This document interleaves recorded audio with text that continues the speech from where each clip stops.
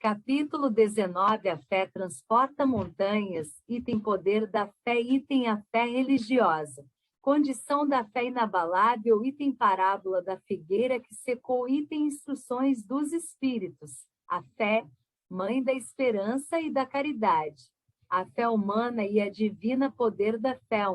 Quando ele veio ao encontro do povo, um homem se lhe aproximou e, lançando-se de joelhos a seus pés, disse: Senhor, tem piedade do meu filho, que é lunático e sofre muito, pois cai muitas vezes no fogo e muitas vezes na água. Apresentei-o aos teus discípulos, mas eles não o puderam curar. Jesus respondeu, dizendo: Ó raça incrédula e depravada, até quando estarei convosco? Até quando vos sofrerei? Trazei-me aqui esse menino. Que, tendo Jesus ameaçado o demônio, este saiu do menino, que no mesmo instante ficou são. Os discípulos vieram então ter com Jesus em particular e lhe perguntaram: Por que não podemos nós outros expulsar esse demônio? Respondeu-lhes Jesus: Por causa da vossa incredulidade. Pois em verdade vos digo, se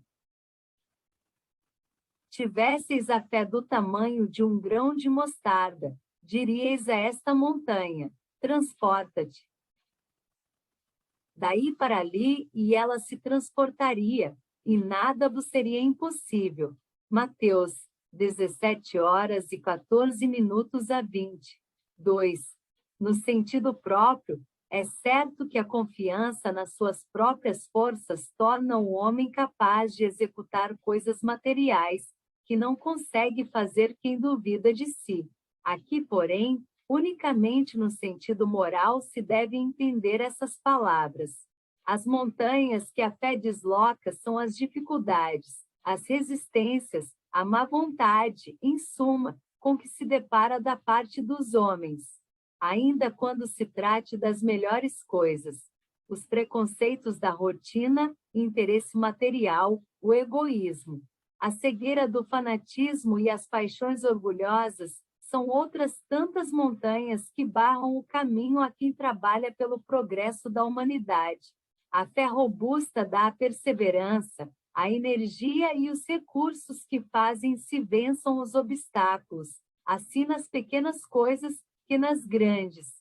Da fé vacilante resultam a incerteza e a hesitação de que se aproveitam os adversários que se tem de combater.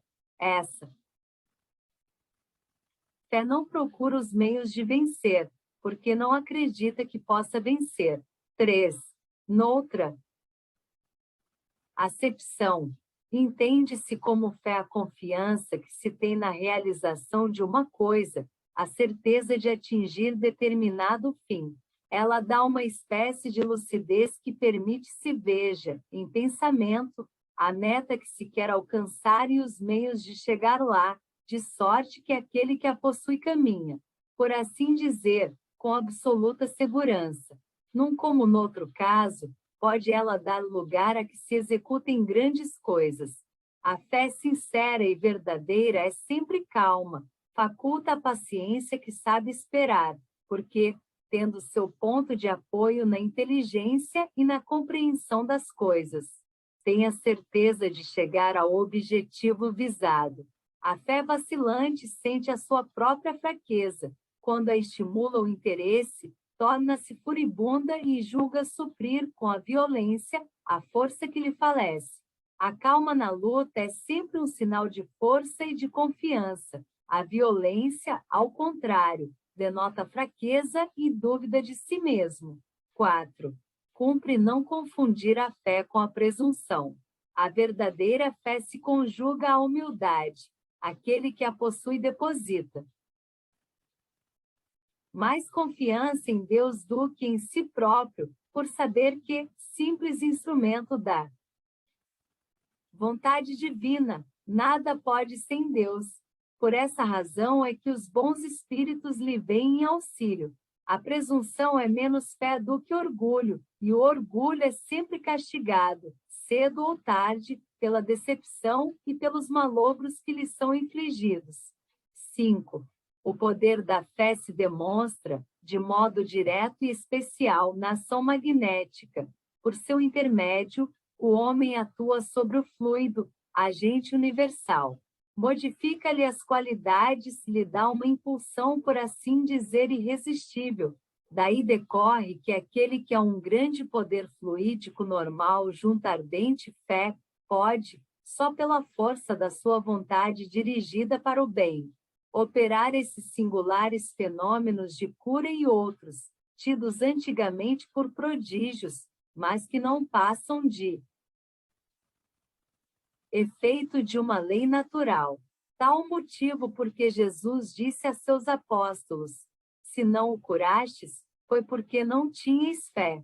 A fé religiosa, condição da fé inabalável 6. Do ponto de vista religioso, a fé consiste na crença em dogmas especiais que constituem as diferentes religiões. Todas elas têm seus artigos de fé. Sob esse aspecto, pode a fé ser raciocinada ou cega.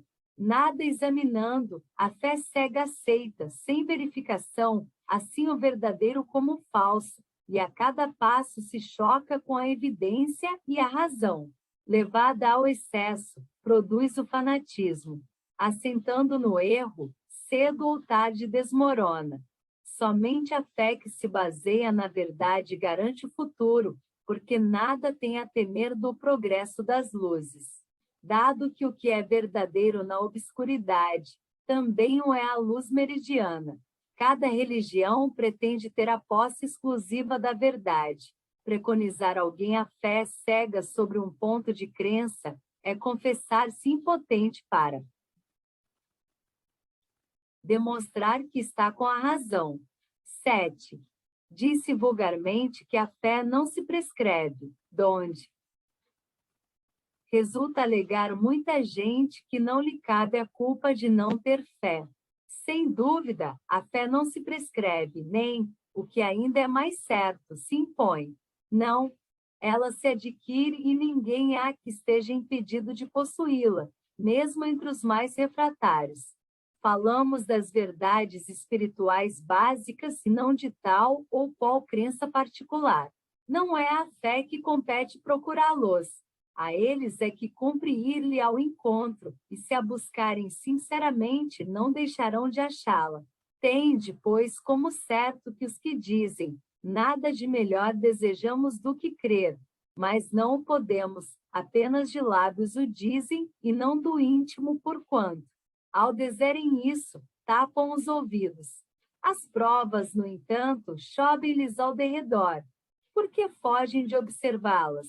Da parte de uns, há descaso, da de outros, o temor de serem forçados a mudar de hábitos. Da parte da maioria, há o orgulho, negando-se a reconhecer a existência de uma força superior, porque teria de curvar-se diante dela. Em certas pessoas, a fé parece de algum modo inata. Uma centelha basta para desenvolvê-la. Essa facilidade de assimilar as verdades espirituais é sinal evidente de anterior progresso. Em outras pessoas, ao contrário, elas dificilmente penetram, sinal não menos evidente de naturezas retardatárias. As primeiras já creram e compreenderam, trazem, ao renascerem, a intuição do que souberam, estão com a educação feita. As segundas tudo têm de aprender, estão com a educação por fazer. Ela, entretanto, se fará e, se não ficar concluída nesta existência, ficará em outra resistência do incrédulo, devemos convir.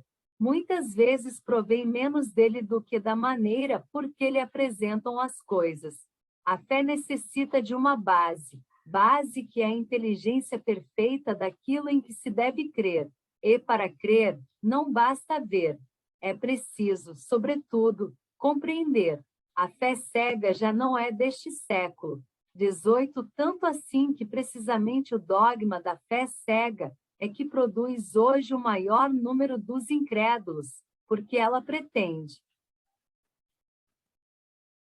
impor-se, exigindo a abdicação de uma das mais preciosas prerrogativas do homem, o raciocínio e o livre-arbítrio. É principalmente contra essa fé que se levanta o incrédulo, e dela é que se pode, com verdade, dizer que não se prescreve. Não admitindo provas, ela deixa no espírito alguma coisa de vago, que dá nascimento à dúvida. A fé raciocinada, por se apoiar nos fatos e na lógica, nenhuma obscuridade deixa. A criatura então crê, porque tem certeza, e ninguém tem certeza senão porque compreendeu. Eis porque não se dobra.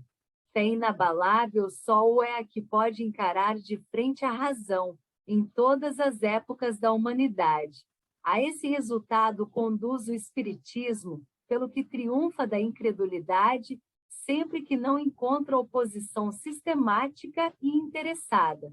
Parábola da figueira que secou 8. Quando saíam de Betânia, ele teve fome, e vendo ao longe uma figueira, para ela encaminhou-se, a ver se acharia alguma coisa, tendo-se, porém, aproximado. Só achou folhas, visto não ser tempo de figos. Então disse Jesus à figueira, que ninguém coma de ti fruto algum, no que seus discípulos ouviram. No dia seguinte, ao passarem pela figueira, viram que secara até a raiz. Pedro, lembrando-se do que dissera Jesus, disse: Mestre, olha como secou a figueira que tu amaldiçoaste. Jesus, tomando a palavra, lhes disse: Tende fé em Deus. Digo-vos em verdade que aquele que dissera a esta montanha: Tira-te daí e lança-te ao mar e mais, sem hesitar no seu 18N de 1948. Kardec escreveu essas palavras no século XIX. Hoje, o espírito humano tornou-se ainda mais exigente. A fé cega está abandonada. Reina a descrença nas igrejas que a impunham. As massas humanas vivem sem ideal, sem esperança em outra vida e tentam transformar o mundo pela violência. As lutas econômicas engendraram as mais exóticas doutrinas de ação e reação. 2 guerras mundiais assolaram o planeta, numa ânsia furiosa de predomínio econômico. Toda a esperança da humanidade hoje se apoia no espiritismo, na restauração do cristianismo, baseada em fatos que demonstram os princípios básicos da doutrina cristã. Eternidade da vida, responsabilidade ilimitada de pensamentos, palavras e atos. Sem a terceira revelação, o mundo estaria irremediavelmente perdido pelo choque das mais desencontradas ideologias materialistas que pregam a violência. Coração crente, ao contrário, firmemente, de que tudo que houver dito acontecerá, verá que, com efeito, acontece. Marcos, 11h12 a 14 e 20 a 23. 9. A figueira que secou é o símbolo dos que apenas aparentam propensão para o bem, mas que, em realidade, nada de bom produzem. Dos oradores que mais brilho têm do que solidez, cujas palavras trazem superficial verniz, de sorte que agradam aos ouvidos, sem que, entretanto, revelem, quando perscrutadas, algo de substancial para os corações. É de perguntar-se que proveito tiraram delas os que as escutaram. Simboliza também todos aqueles que, tendo meios de ser úteis, não o são. Todas as utopias, todos os sistemas ocos, todas as doutrinas carentes de base sólida. O que as mais das vezes falta é a verdadeira fé, a fé produtiva, a fé que abala as fibras do coração, a fé, numa palavra, que transporta montanhas. São árvores cobertas de folhas, porém, baldas de frutos. Por isso é que Jesus as condena à esterilidade, por quanto dia virá em que se acharão secas até a raiz. Quer dizer que todos os sistemas, todas as doutrinas que nenhum bem para a humanidade houverem produzido, cairão reduzidas a nada, que todos os homens deliberadamente inúteis, por não terem posto em ação os recursos que traziam consigo, serão tratados como a figueira que secou. 10. Os médiuns são os intérpretes dos espíritos, suprem nestes últimos a falta de órgãos materiais pelos quais transmitam suas instruções. Daí vem os serem dotados de faculdades para esse efeito. Nos tempos atuais de renovação social, cabe-lhes uma missão especialíssima. São árvores destinadas a fornecer alimento espiritual a seus irmãos. Multiplicam-se em número para que abunde o alimento. Há-os por toda a parte, em todos os países, em todas as classes da sociedade, entre os ricos e os pobres, entre os grandes e os pequenos, a fim de que em nenhum ponto faltem e a fim de ficar demonstrado aos homens que todos são chamados. Se, porém, eles desviam do objetivo providencial a preciosa faculdade que lhes foi concedida, se a empregam em coisas fúteis ou prejudiciais, se a põem a serviço dos interesses mundanos, se em vez de frutos sazonados dão maus frutos, se recusam a utilizá-la em benefício dos outros, se nenhum proveito tiram dela para si mesmos, melhorando-se, são quais a figueira estéril. Deus lhes retirará um dom que se tornou inútil neles, a semente que não sabem fazer que frutifique, e consentirá que se tornem presas dos espíritos maus. Instruções dos espíritos à fé, mãe da esperança e da caridade. 11. Para ser proveitosa, a fé tem de ser ativa, não deve entorpecer-se. Mãe de todas as virtudes que conduzem a Deus, cumpre-lhe velar atentamente pelo desenvolvimento dos filhos que gerou. A esperança e a caridade são corolários da fé e formam com esta uma trindade inseparável. Não é a fé que faculta a esperança na realização das promessas do Senhor? Se não tiverdes fé, que esperareis? Não é a fé que dá o amor? Se não tendes fé, qual será o vosso reconhecimento e, portanto, o vosso amor? Inspiração divina, a fé desperta todos os instintos nobres que encaminham o homem para o bem. É a base da regeneração. Preciso é, pois, que essa base seja forte e durável, porquanto, se a mais ligeira dúvida abalar, que será do edifício que sobre ela construirdes? Levantai, conseguintemente, esse edifício sobre alicerces inamovíveis. Seja mais forte a vossa fé do que os sofismas e as zombarias dos incrédulos, visto que a fé que não afronta o ridículo dos homens não é fé verdadeira. A fé sincera é empolgante e contagiosa, comunica-se aos que não na tinham, ou mesmo não desejariam tê-la. Encontra palavras persuasivas que vão à alma, ao passo que a fé aparente usa de palavras sonoras que deixam frio e indiferente quem as escuta. Pregai pelo exemplo da vossa fé, para incutirdes nos homens. Pregai pelo exemplo das vossas obras para lhes demonstrardes o merecimento da fé.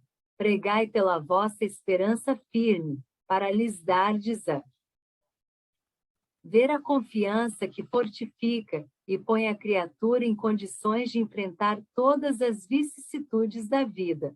Tende, pois, a fé com o que ela contém de belo e de bom, com a sua pureza, com a sua racionalidade. Não admitais a fé sem comprovação, cega filha da cegueira. Amai a Deus, mas sabendo por que o amais. Crede nas suas promessas, mas sabendo por que acreditais nelas. Segui os nossos conselhos, mas compenetrados do fim que vos apontamos e dos meios que vos trazemos para o atingirdes. Crede e esperai sem desfalecimento. Os milagres são obras da fé. José, Espírito Protetor. Bordeaux, 1862. A fé humana e a divina 12. No homem, a fé é o sentimento inato de seus destinos futuros. É a consciência que ele tem das faculdades imensas depositadas em germe no seu íntimo, a princípio em estado latente, e que lhe cumpre fazer que desabroche e cresçam pela ação da sua vontade. Até o presente, a fé não foi compreendida senão pelo lado religioso, porque o Cristo a exalçou como poderosa alavanca, e porque o tem considerado apenas como chefe de uma religião. Entretanto, o Cristo, que operou milagres materiais, mostrou por esses milagres mesmos o que pode o homem quando tem fé, isto é, a vontade de querer e a certeza de que essa vontade pode obter satisfação. Também os apóstolos não operaram milagres, seguindo-lhe o exemplo? Ora, que eram esses milagres, senão efeitos naturais, cujas causas os homens de então desconheciam, mas que, hoje, em grande parte se explicam e que, pelo estudo do espiritismo e do magnetismo, se tornarão completamente compreensíveis à fé humana ou divina, conforme o homem aplica suas faculdades à satisfação das necessidades terrenas ou das suas aspirações celestiais e futuras. O homem de gênio que se lança à realização de algum grande empreendimento triunfa se tem fé, porque sente em si que pode e há de chegar ao fim colimado. Certeza que lhe faculta imensa força. O homem de bem que, crente em seu futuro celeste, deseja encher de belas e nobres ações a sua existência, aure na sua fé, na certeza da felicidade que o espera, a força necessária, e ainda aí se operam milagres de caridade, de devotamento e de abnegação. Enfim, com a fé, não há maus pendores que se não chegue a vencer.